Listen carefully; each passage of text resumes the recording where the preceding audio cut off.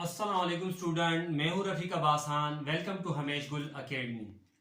Today I am going to tell you about verb. Verb क्या है? Verb is an action word. Verb क्या है? Verb is an action word. Verb एक action verb है। Action word है। Action word मतलब क्या है? जब भी हम कोई काम कर रहे होते हैं वो हम एक्शन कर रहे होते हैं। अगर आप लेक्चर सुन रहे हैं इस टाइम पे तो इसका मतलब है कि आप एक्शन कर रहे हैं। अगर आप मुझे देख रहे हैं तो इसका भी यही मतलब है कि आप एक्शन कर रहे हैं। अगर आप सोते हैं तब भी वो एक्शन है। अगर मैं आपको लेक्चर दे रहा हूं तो भी ये एक्शन है। अगर ये मैं व्हाइट बोर्ड पे नोट कर रहा हूं यहां पर या मैं कुछ लिख रहा हूं ये भी एक्शन है। जितने भी हम रोजमर्रा के काम करते हैं, सोते हैं, खाते हैं, पीते हैं, देखते हैं, चलते हैं, फिरते हैं, ये सारा एक्शन है। ये सारे इस वर्ब के जुमरे में आता।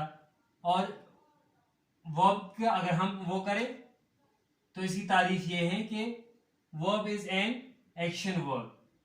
आसान से इंट्रोडक्शन है इसकी। इसके टाइप्स हैं। टाइप्स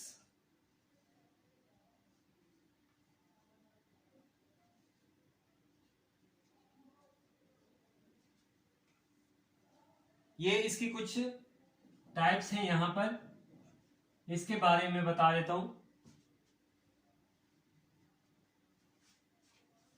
रेगुलर वर्ब्स हैं, इरेगुलर वर्ब्स हैं। रेगुलर वर्ब्स क्या है, इरेगुलर वर्ब्स क्या है, ये जब मैं फॉर्म ऑफ वर्ब्स आपको समझाऊंगा तो ये मैं अभी कराऊंगा। ये भी मैंने इस एक टॉपिक को मैंने अभी एक्सप्लेन करना है।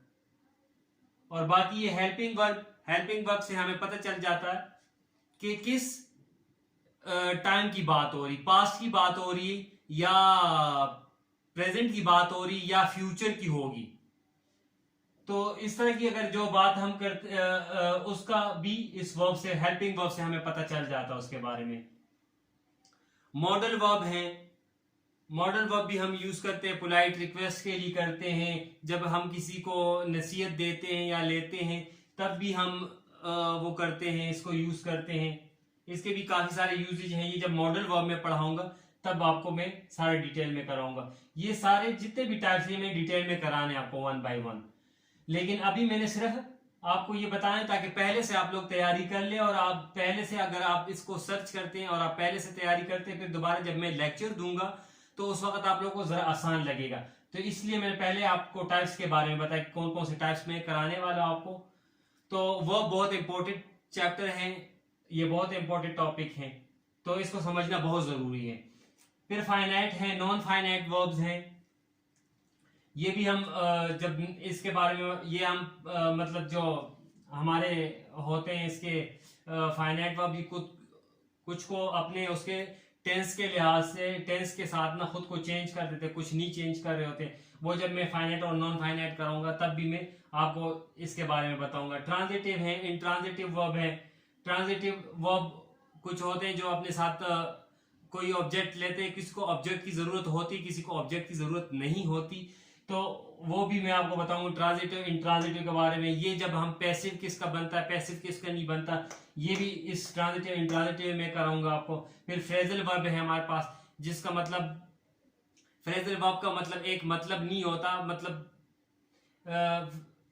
फ्रेजल वर्ब जिसे हम कहते हैं पुट रखना होता है, लेकिन वो जब हम पुट आउट करते हैं तो उसका मतलब बुझाना होता है, या पुट ऑन का मतलब पहनना होता है। वो इस तरह फिर मैं जब फ्रेजल वर्ब कराऊंगा तो उस वक्त ये मजीद क्लियर कर जाऊंगा। तो आज मैं टाइप्स के बारे में आपको बताना था और इसके फॉर्म्स मैंने कुछ कराने ताकि आपको पता चले। फॉर्म्स में सबसे इंपॉर्टेंट बात यह है, टीचर्स के लिए भी है और स्टूडेंट्स के लिए भी। मेरे अगर टीचर मेरी वीडियो देखते हैं तो टीचर के लिए भी है कि टीचर आज तक जब मैं पढ़ रहा था उस वक्त मुझे भी यही 3 फॉर्म कराए थे इसके। मतलब कि फर्स्ट फॉर्म होता है इसका, सेकंड फॉर्म होता है, थर्ड फॉर्म होता है। अब जब हम स्टूडेंट को बताया कि ये इसका पार्टिसिपल होते हैं या इसका मतलब कंटिन्यूटी दिखाता है, V4 होता है या V5 भी इसका होता है या इसका बेस फॉर्म होता है, तो स्टूडेंट कंफ्यूज हो गए, सर इतने काम, इतने वर्ब्स तो नहीं होते, हमें तो स्कूल में इतने बता, आपने कुछ काम ज्यादा दे दिया मुझे। तो वो फिर उस वक्त लेकिन काम ज्यादा नहीं होता। जब आप काम ज्यादा लेते हैं तो उस वक्त काम आसान हो जाता है। जितना ज्यादा काम करते हैं आप उतनी आसानी आप अपने लिए पैदा करते हैं। तो थोड़ा सा डिटेल में फॉर्म्स को भी करेंगे आज। तो आज का टॉपिक मेरा है रेगुलर वर्ब और इरेगुलर वर्ब। तो इसको मैं कराता हूं, बाकी मैं रेस कर देता हूं। Let me race.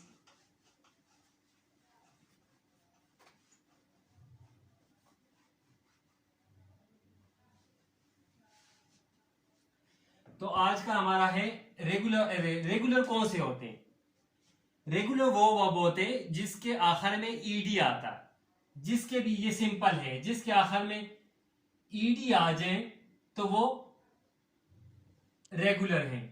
जिनकी शक्लें ना मिले आपस में, मतलब ईट एट ईटन हो, तो वो उसको हम इरेगुलर कहेंगे। रेगुलर वर्ब कौन से? अब मैंने फॉर्म्स के बारे में फॉर्म्स आपको बताऊं कि एक होता है बेस फॉर्म,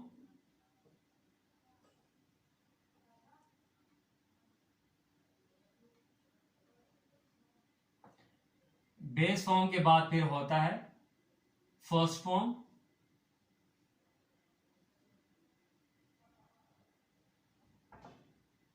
इसके बाद होता है सेकंड फॉर्म,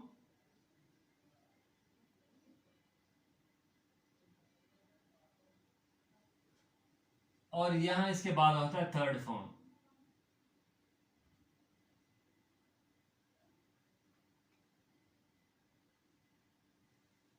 टीचर्स हमें यहां तक बताते हैं कि फर्स्ट फॉर्म, सेकंड फॉर्म और थर्ड फॉर्म, यहां पर आके वो रुक जाते हैं। ना वो बेस फॉर्म के बारे में बताते हैं, ना V4 के बारे में बताते हैं।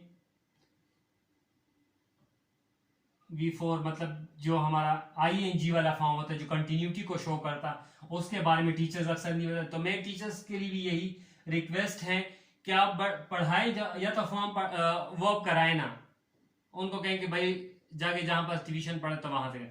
अगर आप कहते हैं कि मैंने वर्क कराना है तो फिर टोटल कराएं उनको, बेस भी बताएं, कंटिन्यूटी के लिए भी बताएं उनको, और उनको V5 के बारे में बताएं। सिंगुलर वर्ब होते हैं वो, उसके बारे में भी बताएं आप। तो मैं आज आपको करा रहा हूं यहां पर। फिर इधर भी सामने यही है, इसको मैं यहां से थोड़ा सा शॉर्ट कर लूं। BF का मतलब है कि बेस फॉर्म, फिर यहां पर है कि V1, यहां पर है V2, ये सेम यही है। V1 भी यही है फर्स्ट फॉर्म, V2 है सेकंड फॉर्म, V3 क्योंकि मैं इससे कराऊंगा क्योंकि इतना टाइम होता नहीं, डिटेल में लिखने का टाइम नहीं होता, तो मैं इधर कराऊंगा ये, ताकि आप लोग समझ जाए। यहाँ पर V1 2 3 से समझ जाए कि सर कौन सा करा रहे हैं। ये है V4, यहाँ पर है V5। जी हम पहले लेते हैं रेगुलर का। रेगुलर हमारे पास कौन सा है? वर्क को मैंने ले लिए। बेस फॉर्म भी वर्क है, V1 भी इसका वर्क है, V2 इसका है वर्ब्ड। मैंने आपको बताया रेगुलर के साथ क्या आता है? ईडी आता। इसका ये भी होगा वर्ब्ड, ईडी आएगा आखिर में। यहां पर भी ये हो जाएगा वर्क्ड, सॉरी वर्किंग हो जाएगा यहां पर, और यहां पर क्या हो जाएगा? वर्क्स। वर्क्स क्यों है? ये सिंगुलर के साथ लगेगा। सिंगुलर के साथ हमारे जब ये सिंगुलर जितने भी वर्ब्स होते हैं, उस सिंगुलर जो नाउन होते हैं उसके साथ सिंगुलर वर्ब है। वर्ब में जब S या ES जुड़े, उसके साथ लगे, ऐड हो, तो उसको हम सिंगुलर कहेंगे। नाउन के साथ अगर हम S या ES प्लस करते हैं, ऐड करते हैं, जोड़ते हैं, तो वर्ब प्लूरल हो जाता है। इसमें थोड़ा सा ये डिफरेंस है कि इस S और ES का ये चक्कर है कि S वर्ब को सिंगुलर कर जाता है और नाउन को प्लूरल कर जाता है। इसको अगर S या ES इसमें जुड़ जाए तो ये प्लूरल हो जाता है, और इसके साथ S या ES जुड़ जाए तो ये सिंगुलर बन जाते हैं। ठीक है, ये एक जहन में रख ले। फिर इसके बाद में इरेगुलर मैंने कौन सा कराना आपको? मैं पहले कराऊंगा आपको डू। ठीक है, फर्स्ट फॉर्म भी इसका है डू, सेकंड फॉर्म इसका है डिड, थर्ड फॉर्म इसका है डन, V4 इसका है डूइंग, और V5 इसका क्या है? डज है। अक्सर मैंने जब प्रेजेंट इंडेफिनिट स्टूडेंट को पढ़ाता हूं तो वहां पर स्टूडेंट को मैं कहता हूं कि she does not eat food, तो वो अक्सर डस के स्पेलिंग यू लिख लेते हैं, डू ये ऐसे एस यू लिख देते हैं। तो अगर आपको इस फॉर्म के बारे में ये पता हो तो आप डस के स्पेलिंग को भी कभी गलत नहीं करेंगे, ये भी एक बहुत बड़ा फायदा है इसका।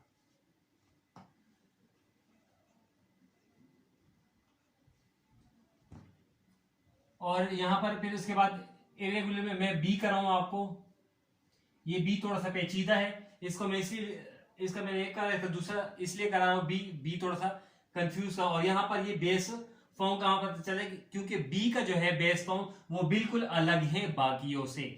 बाकियों के जो बेस फॉर्म होते हैं, बेस फॉर्म और जो मेन वर्ब दोनों एक जैसे, दोनों फॉर्म एक जैसी शक्ल में होती है, लेकिन बी में ये बिल्कुल टोटल अलग होता है। बी का जो है फर्स्ट फॉर्म क्या है, एम और आर, ये इसका फर्स्ट फॉर्म है। सेकंड फॉर्म इसका है वॉज और वर्ड, ये इसका सेकंड फॉर्म है। थर्ड फॉर्म इसका क्या है, बी का हो जाएगा बीइंग, ठीक है, और इसका हो जाएगा बीइंग। बीइंग को आपने पढ़ा भी होगा जब हम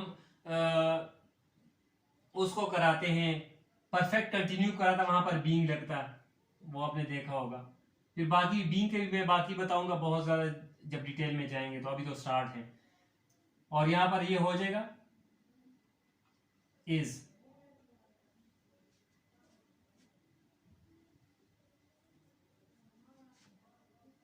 क्लियर हो गया यहां तक?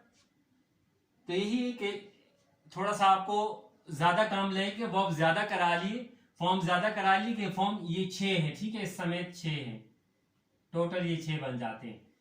तो इसको अगर हम डिटेल में करते हैं तो आगे जाके जब फर्दर स्टडी करते हैं तो उस वक्त हमें बहुत ज्यादा चीजें आसान होने लगती।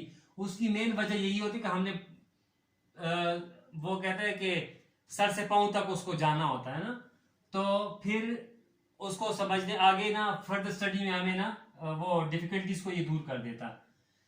तो यहां तक अगर ये मेरी वीडियो आपको अच्छी लगी हो तो मेरे चैनल को सब्सक्राइब करें और मेरी वीडियो को शेयर करें, अपने दोस्तों के साथ भी ये शेयर करें और उनको भी बताएं, ताकि मैं इससे टीचर ना मोटिवेट हो जाता। जब आप उसको चैनल को सब्सक्राइब करते हैं, आपके अच्छे अच्छे कमेंट करते हैं, तो जो टीचर होता वो मोटिवेट होता। तो मेरे हौसला अफजाई के लिए मेरे चैनल को सब्सक्राइब कर दें, और इंशाल्लाह मैं नए टॉपिक के साथ हाजिर हूँगा। तब तक के लिए इजाज़त दीजिए। अल्लाह हाफिज़।